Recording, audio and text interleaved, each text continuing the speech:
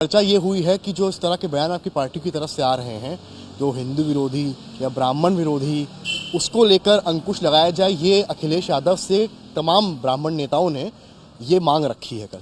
देखिए, ये स्पष्ट हम कर दें आपको, समाजवादी पार्टी हिंदू विरोधी नहीं है।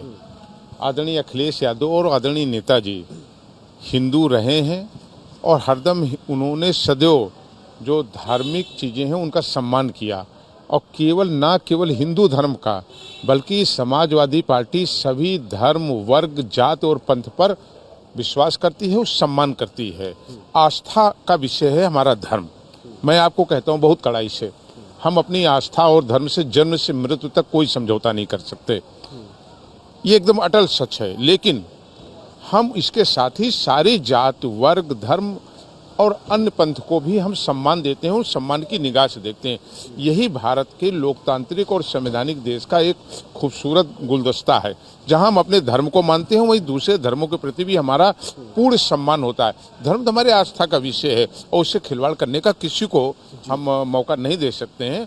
और जहाँ तक समाजवादी पार्टी का सवाल रहा, ये बहुत बार स्पष्ट किया गया। समाजवादी पार्टी सभी जात, वर्ग, धर्म के प्रति आस्था रखती है, सम्मान करती है और किसी को अपमान करने का इसका अधिकार नहीं देती। आप कह रहे हैं, अखिलेश यादव भी कह चुके हैं कई दफा, लेकिन उसके बाद भी पार्टी के कई नेता ऐसे हैं आपके जो रामचरितमानस को लेकर सवाल उठाते हैं, कई चीज़ों को लेकर सवाल उठाते हैं।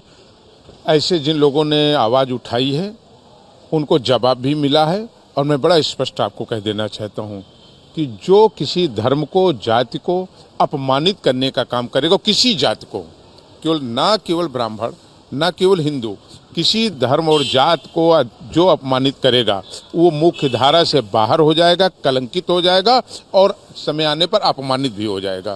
कल कई ब्राह्मण नेताओं ने जो कन्नौज से भी आए थे, उन्होंने कहा कि भाई ऐसे चीज़ों पर अंकुश लगना चाहिए, वरना कहीं ना कहीं पार्टी की छवि धूमिल हो रही है। अखिलेश यादव ने कहा कि जल्दी ही अंकुश लगाया जाएगा। देखिए, मेरा मानना है आदरणीय अखिलेश यादव ने सदैव इसका प्रतिरोध किया है और उन्होंने कई मौके पर यह कहा है कि समाजवादी पार्टी सभी जात, वर्ग और धर्म के लोगों का सम्मान करती हो। ये ना भूलना चाहिए लोगों को, कहने वाले लोगों को, कि आदरणीय छोटे लोहिया जनेश्वर मिश्र जी इसी पार्टी के संस्थापक सदस्य रहे हैं।